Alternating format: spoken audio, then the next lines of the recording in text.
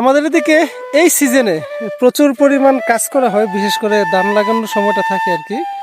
দেখেন আমার দুটা পরিচিত ছোট ভাই কাজ করতেছে, ক্যামেরার দিকে তাকাই রয়েছে, কাজ বান দিয়ে কাজ করো, ক্যামেরার দিকে তাকাই রয়েছে।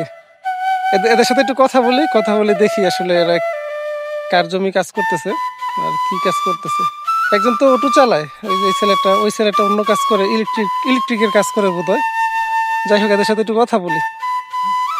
কিরে, তোরা মাত্র দুইজনে ক্ষেত লাগাবি? জি, দুই ধরে ক্ষেত লাগাবো। ও আচ্ছা আচ্ছা, দেরি হয়ে গেল না?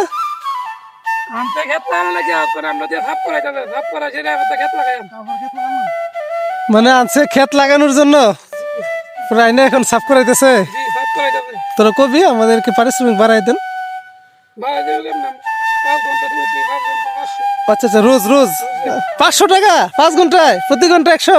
জি, প্রতি ঘন্টা 100। আমিও নামতেছি দাঁড়া।